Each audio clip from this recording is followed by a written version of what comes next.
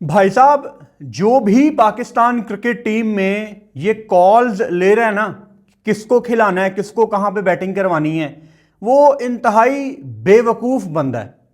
चाहे वो सलमान अली आगा हो, चाहे वो माइक हेसन हो, चाहे वो आकिब जवेद हो। साउथ अफ्रीका ने आपको पहले टी20 मैच में बड़ी आसानी से हरा दिया। इस चीज की तकलीफ तो हमें है, लेकिन हमारी टीम का जो एक उभरता हुआ सितारा है हसन नवाज, जो कि चौथे नंबर का बैटर है, जिसने चौथे नंबर पे बैटिंग करते हुए 44 की एवरेज, 180 का स्ट्राइक रेट, आज पाकिस्तान ने उसको छठे नंबर पे भेजा। और उसके ऊपर कौन आया? उस्मान खान, जो कि एक फेलियर था। उसके ऊपर कौन आया? सलमान अली आगा, जिनकी हम तारीफें करते थे कि आगा यंगस्टर को मेरिट पे खिलाता है, उनके नंबर के ऊपर खिलाता है। लेकिन आज आगा ने हसन नवाज के ऊपर घर की होम सीरीज में बैटिंग करने के डिसीजन से यह साबित कर दिया कि वो पैनिक हो रहा है।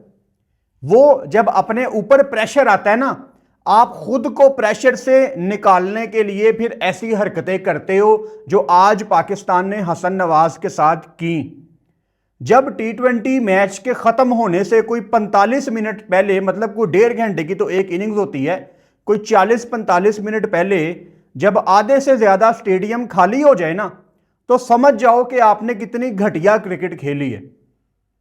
मैं तो कहता हूं पाकिस्तान के मैच में ना कोई रिफंड की पॉलिसी होनी चाहिए, क्योंकि ऐसी घटिया क्रिकेट देखने अगर लोग अपने हक हलाल की कमाई, अपनी जेब से पैसे खर्च के अगर लोग टिकट खरीद के मैच देखने जा रहे हैं और उनको ऐसे फेलियर्स सामने दिखाए जाएं कि ये आपके हीरोज हैं, तो भाई साहब, I don't by this logic. Pakistan team में आज 3 फेलियर्स को कम बैक करवाया गया था, प्रॉपर फेलियर्स को। नंबर 1 बाबर आजम, जिनका कोई लेना देना नहीं था कि उनको टी20 में आप कम बैक कराते। दूसरा उस्मान खान, जो कि एक प्रूवन फेलियर था, आप उसको वापस ले आए।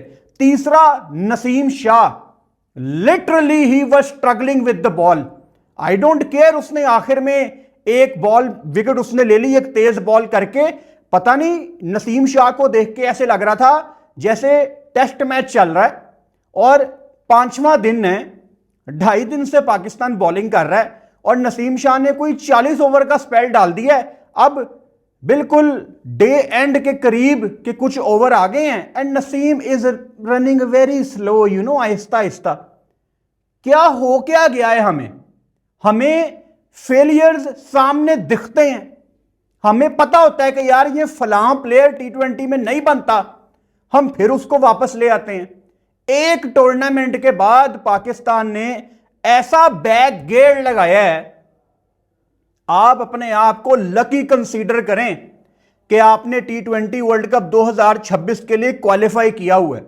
इस प्लेइंग 11 और प्लेइंग 11 को मारो गोली, इस सोच के साथ आपको क्या लगता है आप टी20 वर्ल्ड कप के सुपर 8 में चले जाएंगे?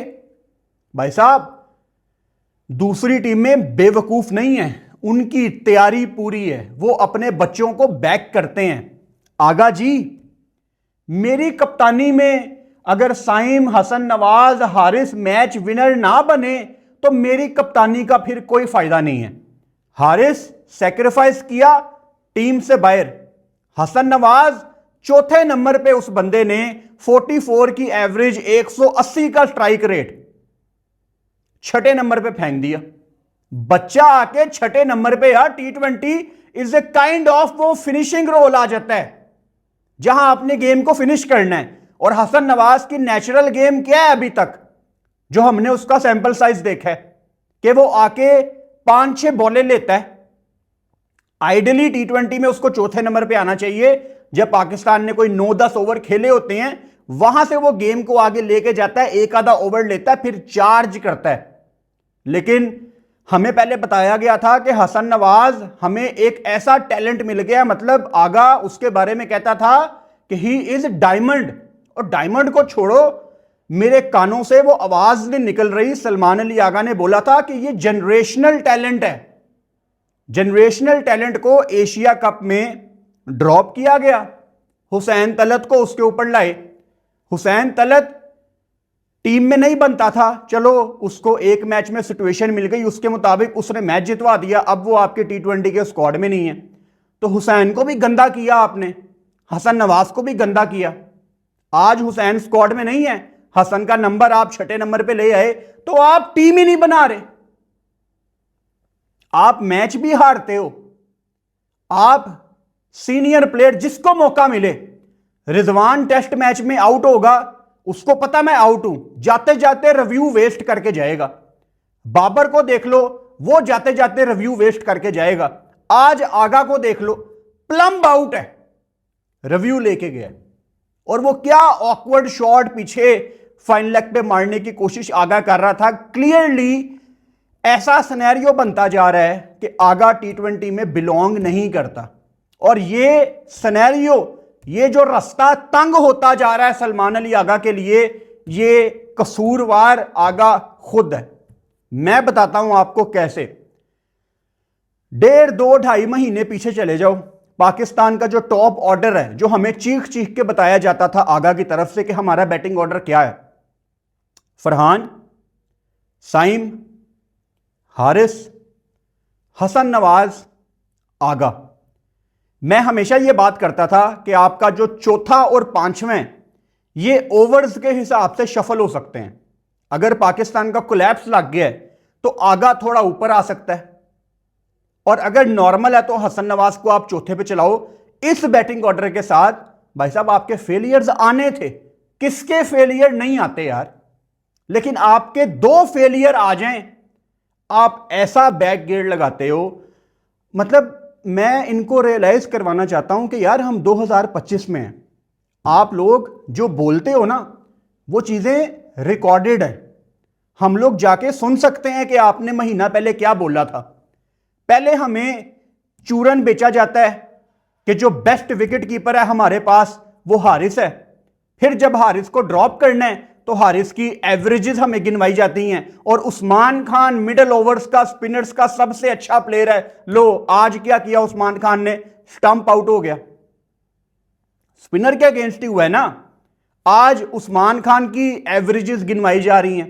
भाई साहब महीना पहले फिर उस्मान को आप ले आते। बेसिकली आपका कोई प्लान ही नहीं है, आप किसी प्लेयर को बनाना ही नहीं चाहते, बल्कि शायद आपको किसी प्लेयर को बनाना ही नहीं आता। 2 मैचों में कोई यंगस्टर, इवन ये फरहान को भी 2 मैचों के बाद ड्रॉप कर देंगे। ये ऐसे लोग हैं। मुझे अभी 28 अक्टूबर थी, 12 बजे के बाद आप ये वीडियो देख रहे हैं, डेफिनेटली 29 अक्टूबर हो गई है, 29 अक्टूबर 2025। आई एम नॉट श्योर कि ये जो कॉल्स ली जा रही हैं इसमें आगा की कितनी से है, क्योंकि एक बात मुझे पाकिस्तान क्रिकेट टीम की बहुत अच्छी तरह पता है कि जहां पे कप्तान की परफॉर्मेंस डाउन होती है उसकी कमांड छीन ली जाती है। एशिया कप में, एशिया कप से पहले आगा की पूरी से थी हर चीज में, लेकिन क्या आज वो पाकिस्तान टीम के डिसीजन मेकर्स में एक डिसीजन मेकर है?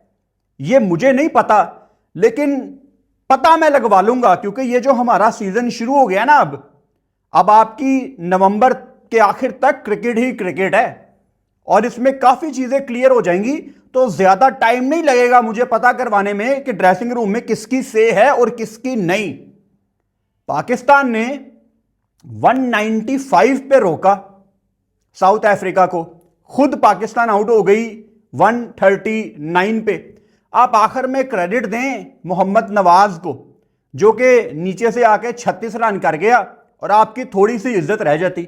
मतलब आप नवाज के 36 रन निकाल दो, नीचे से अपने टेल एंडर्स के 4, 9, ये 1 ये रन्स निकाल दो।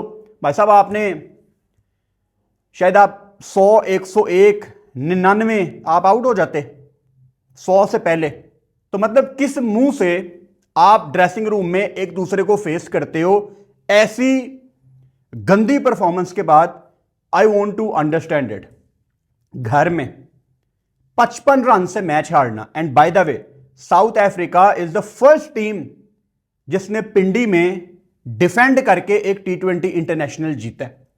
वो जो मैं प्रीव्यू करता हूं ना, उसमें मैं आप लोगों को बताता होता हूं कि जी पिंडी में 8 मैच, 6 पूरे यहां पे मैच हुए हैं, 2 में बारिशें हुई थी, 6 मैच आप चेज करके जीते हो। तो मेरे माइंड में कहीं ना कहीं चल रहा होता है यार कि पाकिस्तान खेल रही है, यू नेवर नो, बिकॉज जब पाकिस्तान खेलती है तो रिकॉर्ड के ऑपोजिट खेलती है। खैर काफी कुछ है डिस्कस करने के लिए आज के मैच में, बारी बारी सब पे आएंगे, चाहे वो बॉलर्स हैं चाहे वो बैटर्स हैं। पाकिस्तान ने यहां पे टॉस जीत के बॉलिंग का फैसला किया, जो कि हर लिहाज से परफेक्ट डिसीजन था। और एक तो T20 मैच रात को 8 बजे शुरू हो रहा है, जो कि मुझे लगता है काफी ज्यादा लेट है, क्योंकि ड्यू इतनी ज्यादा पिंडी में पड़ रही है, लाहौर में भी पड़ेगी। अगले दोनों मैच T20 लाहौर में हैं। आप जितना लेट शुरू करोगे ड्यू उतनी ज्यादा गेम में आएगी। लेकिन शायद एक स्कूल ऑफ थॉट यह भी कहता है कि आप गेम को लेट शुरू करो ताकि दोनों टीमों को थोड़ा सा इक्वल चांस मिले। क्योंकि दुबई में क्या होता था, T20 वर्ल्ड कप 2021 की बात कर रहा हूं, जब ड्यू पे फैसले होते थे, टॉस पे फैसले होते थे, गेम थोड़ी पहले अर्ली शुरू हो जाती थी और दूसरे हाफ में इतनी ज्यादा ड्यू आ जाती थी और पहले हाफ में ड्यू बहुत कम होती थी। तो शायद उसको बैलेंस करने के लिए काफी आइडियाज ऐसे आए थे कि आप गेम को लेट शुरू करो ताकि दोनों टीमों को थोड़ी इक्वल ड्यू मिले। लेकिन स्टिल पाकिस्तान को पहले बॉल करते हुए इतनी ज्यादा ड्यू नहीं मिली और रात को तो ड्यू भरनी ही भरनी थी। लेकिन still I think T20 cricket के लिए भी रात को 8 बजे पाकिस्तान टाइम के मुताबिक मैच शुरू होना ये मुझे थोड़ा लेट दिखता है। पाकिस्तान ने यहां पे टॉस जीत के पहले बॉलिंग का फैसला किया, बिल्कुल ठीक फैसला था। अगर कोई मैच हारने के बाद ये कहे कि पाकिस्तान को पहले बैटिंग करके टोटल बोर्ड पे लगाना चाहिए था, तो नहीं भाई साहब, ये सोच आपकी गलत है। पहला ओवर पाकिस्तान की तरफ से ऑब्वियसली शहीन शाह अफरीदी ने शुरुआत की। एंड टू बी ऑनेस्ट, इस पिच में एक क्लियर आपको चीज दिखी कि स्पिनर्स के लिए थोड़ी ज्यादा हेल्प मौजूद थी और पाकिस्तान के जो फास्ट बॉलर्स हैं उन्होंने ज्यादा वर्किंग की हुई थी वेरिएशंस के ऊपर। यानी पहले ओवर से ही Shaheen Shah Afridi back of the hand, slow ones, variations try कर रहे थे। क्योंकि at the end of the day यार है तो ये रावलपिंडी, यहां पे बॉल बल्ले पे आता है और ग्राउंड से बाहर यहां पे छक्के लगते हैं। वो अलहदा बात है कि पहली दफा मैंने देखा है किसी T20 मैच में कि पिंडी में एट टाइम्स कुछ बॉल नीचे रह रहे थे, जो कि पिंडी में आमतौर पे मैं नहीं देखता। मतलब कुछ बॉलें अच्छे बाउंस भी थे, ऑकवर्ड बाउंस भी थे, लेकिन ओवरऑल बॉल यहां पे नीचे रह रहा था।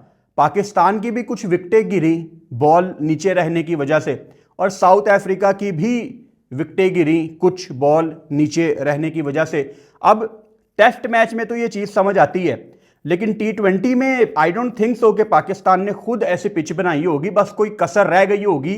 अदरवाइज T20 में आप कभी भी नहीं चाहोगे कि आप ऐसी पिच बनाओ जिसमें कुछ बॉल्स नीचे रहनी शुरू हो जाएं। सो शहीन शाह अफरीदी ने शुरुआत की, 4 ओवर में 45 रन उनको पड़े, 1 विकेट उन्होंने आखिर में फिर ली। लेकिन वेरिएशन पे वो डिपेंड कर रहे थे, 4 ओवर 45 रन। और इस पिच में शायद शहीन को मैं देखना चाहता था कि वो अपने पेस को अगर बैक करते तो इस पिच में उनको क्या हेल्प मिलती। फिर डेथ ओवर्स में शहीन शाह अफरीदी को अगेन मार पड़ी, और वो आपके वनडे के कप्तान हैं। तो वो जो हम बात डिस्कस कर रहे थे कि जब वनडे में शहीन को मार पड़ेगी तो वो कैसे बॉलिंग चेंजेस करेगा। और अगेन मैं आज लाइव में भी यही बात कर रहा था कि शायद शहीन शाह अफरीदी अब बस ना 133, 134, 135 किलोमीटर पर आवर का बॉलर रह गया। एक आधी कोई बॉल वो कर देता है 140 की, बट हु केयर्स। तो इतना लीथल वो नहीं रहता। हैविंग सेड दैट, शहीन ने वेस्ट इंडीज में अच्छी बॉलिंग की थी, अच्छा रिदम में वो दिखा था। एशिया कप में शहीन ने अच्छी परफॉर्मेंस दी है, नथिंग एक्स्ट्रा ऑर्डिनरी। लेकिन अगर आप मेरे से पूछें कि क्या शहीन शाह अफरीदी वो वाला 2021 वाला है, तो उसका जवाब है नहीं। नसीम शाह कम बैक पे अगर 3 ओवर कर रहा है, मतलब 2 ओवर में उसको 29 रन पड़ चुके थे, और उसने शुरू में पहले ओवर में ही दिखा दिया था कि भाई साहब मैं कुछ नहीं किया मैंने और आप मुझे वापस ले आए हैं। देखो, आप मेरे से अगर तवक्को करते हो ना कि कोई प्लेयर कम बैक कर रहा है तो मैं उसकी सपोर्ट में कहूँ I wish him all the best, लेकिन वो कुछ मेहनत करके भी तो वापस आया हो। अब नसीम शाह, यार मैं अगर कोई गलत बात कर रहा हूँ तो मुझे कमेंट बॉक्स में बता दो। मैं आसान लफ्ज़ों में आपसे बात करना चाह रहा हूँ। अगर नसीम टीम से बाहर है, अगर बाबर टीम से बाहर है, इनको कम बैक करने के लिए क्या करना है या क्या करना चाहिए इनको कम बैक करने के लिए? ऑब्वियसली आप कहेंगे डोमेस्टिक खेलो, तो डोमेस्टिक तो चल रही है, तो किसकी गलती है? गलती बाबर की और नसीम की नहीं है, गलती पाकिस्तान क्रिकेट बोर्ड की है कि आप एक तरफ बात करते हो कि डोमेस्टिक जाके खेलो, डोमेस्टिक चल रही है, कायदे आज़म ट्रॉफी चल रही है, आप उनको पाकिस्तान टीम में ले आए हो और ये कोई आपका कोई मुश्किल टूर नहीं है। आपके घर की सीरीज़ है ना, साउथ अफ्रीका, श्रीलंका, जिम्बाब्वे आ रही है, घर की सीरीज़ है आपके, आप उनको घर में खिलाओगे और अभी भी बच्चों को चांस नहीं दोगे। मतलब अगर एशिया कप के हाई इंटेंसिटी मैच भी शाहीन ने खेलने हैं और बायलैटरल सीरीज, मतलब एक डेड मैच ही कहोगे ना बायलैटरल सीरीज को, पहला मैच है T20, हु केयर्स, सिवाय कुछ ऐसे लोग हमारे जैसे जिन्होंने हर मैच देखना है। तो अगर यहाँ भी वसीम जूनियर टाइप बंदे नहीं खेलेंगे, यहाँ पे भी अगर अब्बास अफरीदी स्क्वाड में नहीं होगा, तो भाई साहब आप टीम नहीं बना रहे, आप सिर्फ सुबह उठ रहे हो कि आज हमारा मैच है, बस आप टीम नहीं बना रहे। मैंने प्रीव्यू में भी ये बात की थी कि असूलन शाहीन शाह अफरीदी को शायद T20 में सेलेक्ट नहीं करना चाहिए था, रेस्ट करवानी चाहिए थी उनको, और जो बेंच पे बैठे हुए थे एशिया कप में आप उनको खिलाते, वसीम जूनियर को आप गेम देते, कब वो बनेंगे? और क्या, अगेन मेरा आपसे सवाल है, क्या ये बड़ा इंपॉर्टेंट मैच था?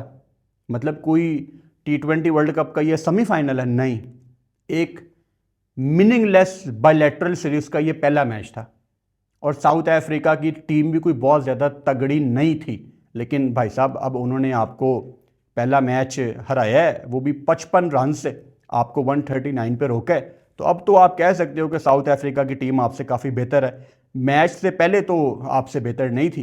तो Naseem Shah again running slow, कुट पड़ रही है, वेरिएशन पे बहुत ज़्यादा डिपेंड कर रहे हैं। I am all for variations, लेकिन जब एक फास्ट बॉलर कम बैक करता है ना, मैं उसको जज करता हूं उसके पेस के ऊपर, और कुछ फास्ट बॉलर वेरिएशंस के पीछे छुपते हैं, एंड नसीम शाह अपनी वेरिएशंस के पीछे कहीं ना कहीं मुझे छुपते नजर आ रहे थे, क्योंकि उसका पेस ही तो देखना है हमने। एक विकेट उसने ली 140 की, 140 किलोमीटर पर आवर पे उसने विकेट ली अपनी, एक ही विकेट जो उसने ली है, लेकिन उसकी पेस में कितनी कंसिस्टेंसी मौजूद थी वो हमने देखनी थी। क्रिकेटिंग लैंग्वेज में इसको कहते हैं कि नसीम शाह का रन अप टूट रहा था, वो आ रहा है, भाग रहा है आराम आराम से, सुस्ती के साथ, नॉट इंप्रेसिव। आज अगर नसीम 5 भी आउट कर देता तो उसकी सिलेक्शन जस्टिफाई नहीं है। आज अगर उस्मान खान 50 भी कर देता उसकी सिलेक्शन जस्टिफाई नहीं है। आज बाबर 0 पे आउट हुआ है, अभी पाकिस्तान की बैटिंग पे आएंगे तो करेंगे उस पर भी बात, अगर बाबर भी 50 कर देता उसकी सिलेक्शन जस्टिफाई नहीं है। हम लोग ना रील्स देख देख के हमारी मेमोरी बड़ी शॉर्ट हो गई है, हम भूल जाते हैं एक 50, यार ये तो हमारा हीरो है, एक फेलियर और यार इसको फारिग करो।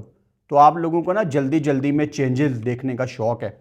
साइम अयूब जिनकी बैटिंग पे बात करने का आज बड़ा मज़ा आएगा, लेकिन असल में जहां पे आप मैच के अंदर आए हो, मतलब अगर आपने बॉल बाय बॉल मैच देखा है तो भाई साहब पहले 10 ओवर्स में साउथ अफ्रीका ने आपको दिखा दिया था कि 220, 230, 240 के करीब शायद वो चले जाएं। जो प्रोजेक्टेड स्कोर था वो 250 के करीब आ रहा था शुरू में, लेकिन आपको जो गेम में असल में वापस लाए हैं वो साइम अयूब और मोहम्मद नवाज का स्पेल था। अब मोहम्मद नवाज ने 4 ओवर में 26 रन दे के 3 इंपॉर्टेंट विकेटें ली, साइम अयूब ने भी 4 ओवर में 31 रन दे के 2 विकेटें ली। दरमियान में इंटरेस्टिंग चीज़ नोट करो, एक टाइम पे साइम और नवाज बड़ी अच्छी बॉलिंग करना शुरू हो गए थे और 2 स्पिनर्स ने साउथ अफ्रीका को फंसा लिया था। जैसे ही इनका दोनों का कोटा पूरा होता है, आई थिंक उस टाइम 16 ओवर हुए थे, अगला ओवर करने कौन आता है? शहीन शाह अफरीदी, वो सोच गलत थी। आगा को वहां पे ब्रेव कॉल लेनी थी। हालांकि आगा को एक ओवर में 15 पड़ा था, लेकिन उस स्पेसिफिक टाइम में साउथ अफ्रीका से स्पिन नहीं खेली जा रही थी। तो आप उनको शायद 194 की बजाय थोड़ा कम टोटल पे रोक लेते, क्योंकि पेस तो उनको मजा करवा रहा था, वो स्पिन से फंस रहे थे। लेकिन आपने आगा वहां पे बॉलिंग नहीं की, आप शहीन को ले आए। वो एक टिपिकल सोच कि आखिर वाले बॉलर मेरे मेन फास्ट बॉलर करेंगे। यहां बैठ के अगर गेम को आप से बेहतर हम लोग रीड कर रहे हैं तो फिर पता नहीं, अल्लाह ही हाफिज़ है यार पाकिस्तान टीम का। Abrar Ahmed again nothing impressive. जिस विकेट पे साइम और नवाज ने इतनी अच्छी बॉलिंग की, अबरार ने यार फर्स्ट क्लास के मैच खेले हुए हैं। मैं तो हमेशा अबरार के बारे में कहता हूं कि जिस पिच के ऊपर स्पिनर्स के लिए कुछ मौजूद है ना, उस पिच के ऊपर अबरार अहमद को तो खा पी जाना चाहिए। लेकिन अबरार लगातार मुझे डिसअपॉइंट कर रहा है। अच्छी बॉलिंग भी करता है एट टाइम्स, लेकिन जैसे ही अबरार के ऊपर प्रेशर पड़ता है, Abrar is just like Shaheen Shah Afridi. इसकी शक्ल देखने वाली होती है, रंग उड़ जाते हैं इसके, और ऐसे बस देख रहा होता है कि यार मुझे छक्का पड़ गया, मुझे चौका पड़ गया। कोई जवाब नहीं होता अबरार के पास। और अबरार ने जैसे इंडिया के खिलाफ परफॉर्मेंस दी थी एशिया कप में, मैं तो अबरार से अंदर ही अंदर बहुत ज़्यादा नाराज़ हूँ। बट मेरी नाराज़गी से क्या ही फ़र्क पड़ता है, बिकॉज मैं अबरार को बहुत बेहतर रेट करता हूँ यार। अबरार के भाई साहब कितने 27 उसके फर्स्ट क्लास के मैच हैं। तो अबरार जब बॉलिंग करे, या वर्सेस उस्मान तारिक या सुफियान, जो भी बॉल करे, ज़मीन आसमान का फ़र्क होना चाहिए। लेकिन अबरार जस्टिफाई नहीं कर पा रहा। जहां पे बाकी स्पिनर्स अच्छा बॉल कर रहे हैं, वहां पे Abrar at times is going expensive. आप शुक्रिया अदा करो नवाज का और साइम अयूब का, जिन्होंने यहां पे 230 240 की एम्बेरसमेंट से आपको बचा लिया। लेकिन स्टिल चलो, आपने 194 पे उनको रोका। पिंडी में चेज होता ही होता है। तो आप गेम में तो थे, मिड इनिंग्स में भी आप गेम में थे। अब sold out Rawalpindi, early winters, PSL में आप यहां पे 200 मारते हो। कोई वजह नहीं थी कि पाकिस्तान यहां पे चेज ना करती। साहिबजादा फरहान 19 बॉलों पे 24। फरहान की एक चीज एक्सपोज हो गई है कि या तो फरहान चौका मारता है या तो वो डॉट खेलता है। ये चीज बढ़ती जा रही है। ब्रॉडकास्टर दिखा भी रहा था, पाकिस्तान की जो डॉट बॉल की रेशो है वो तकरीबन 39% है इस साल, और ये बहुत ज़्यादा है। पाकिस्तान को बहुत इंप्रूवमेंट की ज़रूरत है। फरहान ने खैर अच्छी शुरुआत की, चौके लग रहे थे उसके बल्ले से, आते साथ ही उसने 4 चौके भी लगाए। लेकिन मुश्किलात कहाँ पे आई? अब अगर कोई स्कोर कार्ड देखे, वो कहे यार साइम अयूब ने तो 28 बॉलों पे 37 किया है, वो इससे बेहतर क्या कर लेता। Saim Ayub was clearly struggling. मतलब उसको ऑफ स्टंप पे बॉल पड़ता था और उसके पास कोई जवाब नहीं होता था। 1-2 बॉलें साइम को बड़ी अच्छी भी पड़ी, लेकिन उसके अलावा साइम अयूब क्लियरली फंबल कर रहा था। प्रेशर उस पर क्लियरली नजर आ रहा था। लेकिन फिर उसके किसी घर वाले की दुआएं कबूल हुई और साउथ अफ्रीका ने स्पिनर लगा दिया और साइम अयूब ने उसको 2 छक्के लगा दिए। वहां से साइम अयूब थोड़ा सा बेहतर दिखना शुरू हुआ। फिर उसने 2 छक्के लगाए, टोटल इनिंग्स में 4 छक्के। लेकिन 37 रन करके स्पिनर को ये एक आसान विकेट अपनी थ्रो करके वो चलते बने साइम अयूब। अब साइम अयूब का मुकाबला ना किसी यंगस्टर के साथ नहीं है। साइम प्रूव कर चुका है अपने आप को। साइम को मैच जितवाना आता है, साइम को गेम आगे ले जानी आती है।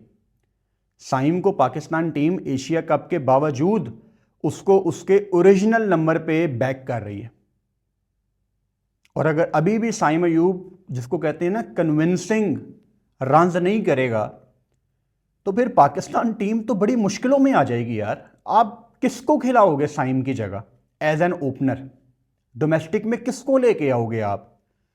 तो साइम को इतनी जरूरत नहीं है रन्स करने की, पाकिस्तान को जरूरत है साइम अयूब की यार। साइम बहुत इन्वेस्ट कर चुका है ब्रो पाकिस्तान आप पे, और आप उम्मीद हो यार हमारी। अब बॉलिंग साइम बहुत ज्यादा कर रहा है, ऑब्वियसली अगर वो नेट में 2.5 घंटे बैटिंग करता होगा तो अब वो नेट में 1.5 घंटा बैटिंग करता होगा, क्योंकि घंटा उसने बॉलिंग भी करवानी है। मैं साइम अयूब की बॉलिंग को एंजॉय करता हूं आपकी तरह, लेकिन अगर साइम रन्स नहीं ना कर रहा, मुझे साइम की बॉलिंग नहीं देखनी। इसका मैं कंपैरिजन करता हूं शादाब खान के साथ। पाकिस्तान में शादाब के लाखों करोड़ों फैंस हैं, और शादाब खान के भी फैंस ऐसे हैं जो कहते हैं कि शादाब खान को टच भी नहीं करना, उसका नाम भी नहीं लेना। लोग ऐसे हैं शादाब के फैंस भी। तो शादाब के साथ भी मेरा गिला यही रहता है कि शादाब नीचे से आके कभी 30-40 रन कर देता है, वनडे की बात कर रहा हूं, या चलो T20 भी समझ लो, लेकिन अपने बॉलिंग के कोटे में वो उतने रन दे भी देता है और विकेट भी नहीं लेता। तो सवाल मेरा आपसे यह है कि साइम अयूब का प्राइमरी रोल क्या है? आपको साइम अयूब की ओपनिंग चाहिए या T20 में उसके 4 ओवर चाहिए? आप डिसाइड कर लो, क्योंकि मुझे तो भाई साहब साइम अयूब की बैटिंग चाहिए। ये 37 करके भी पता नहीं साइम अयूब ने कमबैक किया है या नहीं किया, शायद नहीं किया। दोनों ओपनर पाकिस्तान के 24 फरहान ने किया, 37 साइम ने किया। इंप्रूवमेंट की गुंजाइश है, फरहान को ज़्यादा से ज़्यादा स्ट्राइक रोटेट करनी सीखनी पड़ेगी, और साइम अयूब के 37 रन, हालांकि 4 छक्के 1 चौका उसकी इनिंग्स में है, लेकिन अगले मैच में देखना पड़ेगा कि क्या साइम अयूब उसको आगे कैरी करता है। 1 डाउन बाबर आजम आते हैं और दूसरी बॉल पे ही एक सॉफ्ट डिसमिसल, बड़ी आसानी से उन्होंने अपना कैच पकड़ा दिया, और प्रेशर आपको बाबर आजम के ऊपर क्लियरली नज़र आ रहा था, क्योंकि उनको गलत साबित करना था लोगों को कि यार मेरी T20 में जगह बनती है। अब मैं मानता हूं कि प्रेशर भी होगा, बाबर ने लोगों को गलत भी साबित करना है, लेकिन भाई साहब दुनिया में जो प्लेयर्स आके लोगों को गलत साबित करते हैं ना, वो पीछे मेहनत करके आए होते हैं। उनकी, अगर वो टीम से बाहर होते हैं, उनकी कोई 1.5-2 साल की पीछे एफर्ट होती है। उन्होंने रगड़ा लगाया होता है अपने आप को कि यार मैंने बेहतर होना है, मैंने फिटनेस बेहतर करनी है, मैंने डोमेस्टिक खेलनी है, मैंने कुछ करना है इस फॉर्मेट में जिससे मैं बाहर हूं। लेकिन क्या बाबर आजम ने अपनी क्रिकेट इंप्रूव करने के लिए, जब से वो T20 में बाहर हुआ है, क्या उसने कुछ किया? नहीं। बाबर आजम टीम में वापस आ गया, बाबर का कोई कसूर नहीं है, क्योंकि मैं कन्विंस हूं इस बात पे कि पाकिस्तान के सबसे बड़े बैटर बाबर आजम को पता ही नहीं है कि मैंने अपनी गेम कैसे इंप्रूव करनी है। अगर पाकिस्तान के सबसे बड़े बैटर को यह नहीं पता तो बाकियों का तो आप हिसाब लगा लो।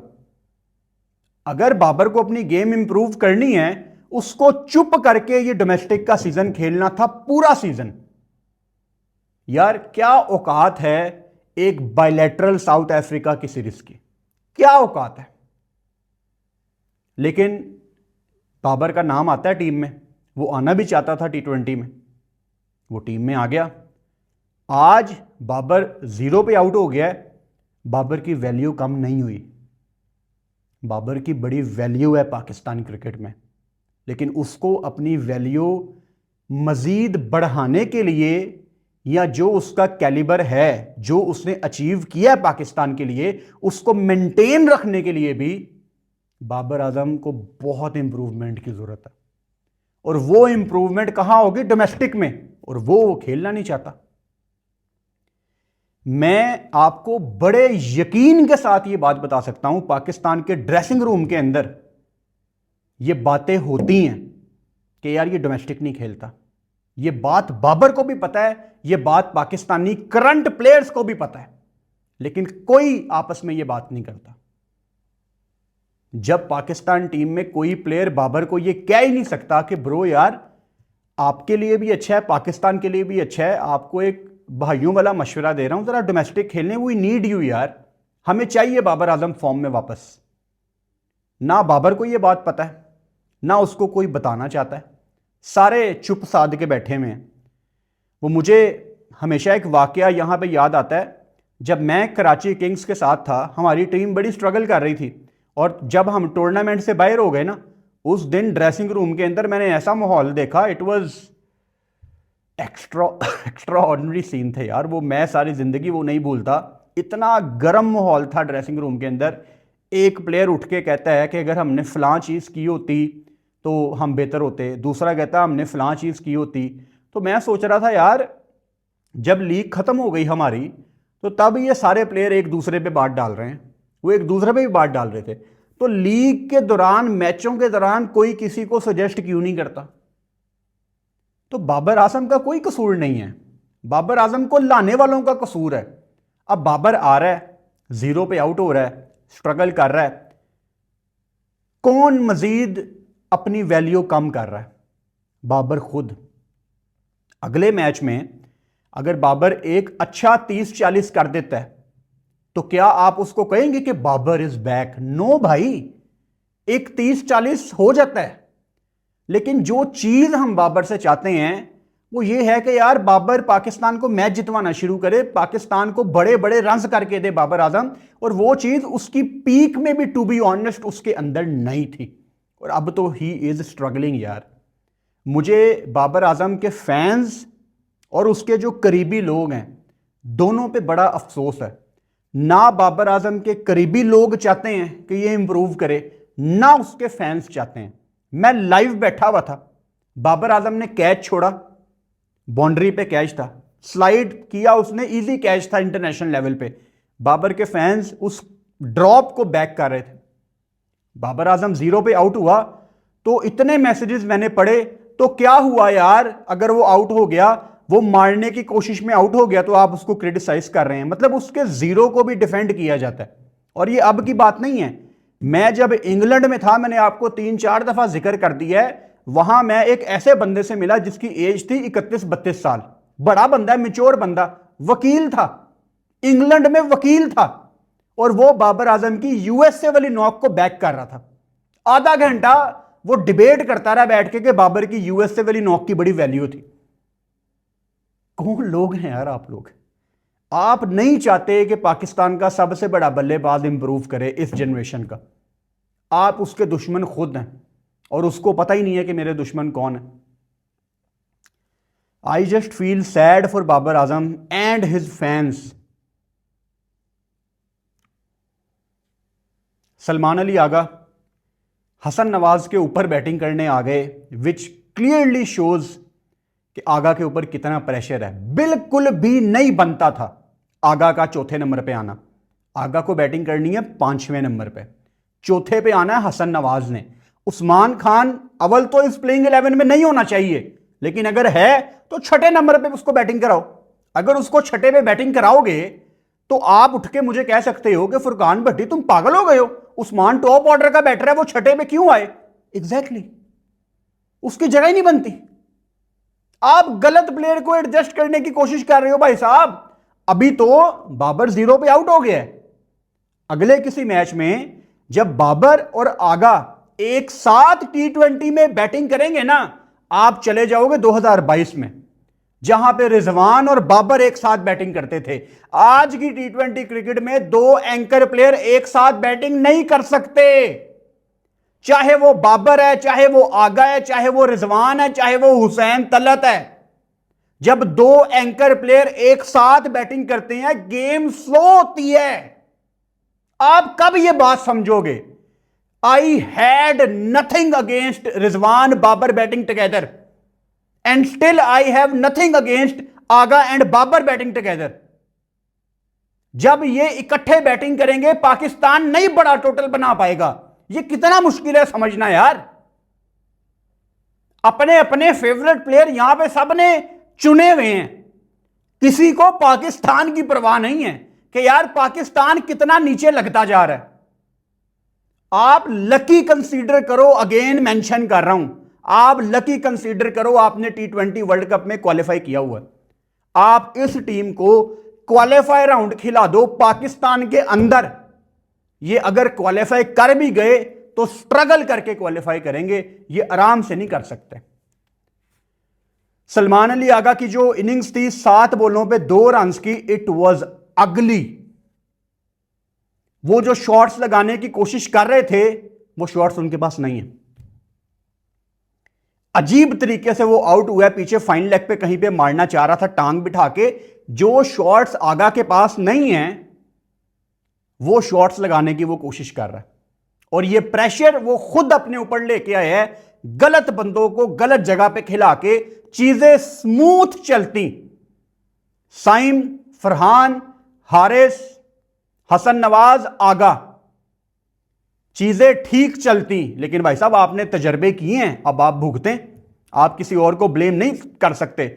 उस्मान खान 12 बॉलों पे 12, थोड़ा सा अगर वो बॉल को टाइम करके खेलता तो आज बॉल मिडल हो रही थी, लेकिन वो बड़ी जोर जोर से हिट्टे लगाना चाह रहा था। और उस्मान खान से आप क्या निकालना चाहते हैं मेरी समझ से बाहर है। मतलब एक बंदा जो प्रूवन फेलियर है, आपने पहले भी उस्मान खान को देखा भाई साहब, ही वॉज ए फेलियर। आपने उसको T20 वर्ल्ड कप भी खिला दिया, वो कुछ लोगों को सिंपति भी थी कि उसने UAE छोड़ दिया।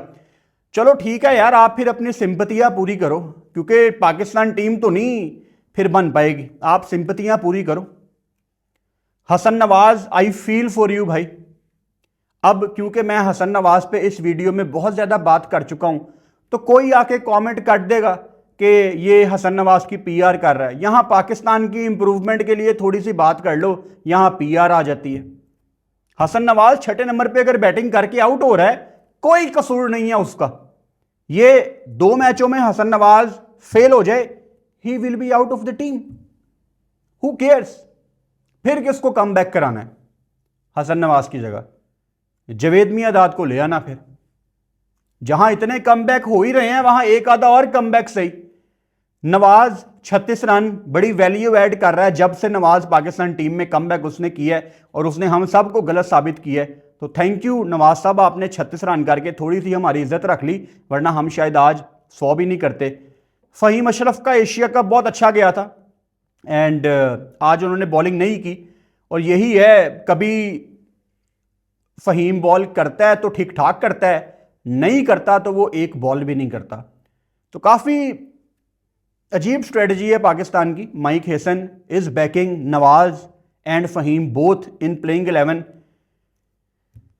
ऐसे लग रहा है जैसे कुछ भी चेंज नहीं हुआ, और एशिया कप में जो आपने श्रीलंका और बांग्लादेश को हराया है वो भी ऐसे लग रहा है जैसे कोई तुक्का ही हमारा लगा है, क्योंकि ये टीम, मैं इनके बारे में ये नहीं कह सकता कि पाकिस्तान का आज बुरा दिन रहा, नहीं, पाकिस्तान की टीम ही यही है। 139 ऑल आउट, चेजिंग 194, यही इनकी टीम है। इससे ज़्यादा मैं क्या कहूँ। It was painful to watch you guys. ये समझो इस बात को पाकिस्तान टीम वालों, गंदी क्रिकेट खेल रहे हो आप लोग, और आप लोगों को देख के लगता नहीं है कि आप में से कोई एक भी है जो पाकिस्तान को मैच जितवा सकता है, टू बी ऑनेस्ट। तो हिसाब लगा लो यार अपना फिर के, ऐसे आप कैसे सरवाइव करोगे इंटरनेशनल क्रिकेट में। मतलब एक दफ़ा तो हम देख चुके हैं 2024 में कि हम T20 वर्ल्ड कप के सुपर 8 राउंड में नहीं गए, तो हालात तो आपके अभी भी उसी तरफ लग रहे हैं। ऐसी सोच, ऐसी प्लेइंग 11 के साथ आपको क्या लगता है आप दुनिया की टॉप टीमों के साथ कंपीट करोगे? सवाल ही पैदा नहीं होता। और भी बड़ी गलतियां की हैं पाकिस्तान ने, आप कमेंट बॉक्स में मुझे बता सकते हो कि आपके नज़दीक पाकिस्तान ने क्या गलतियां की। So I don't know, good night.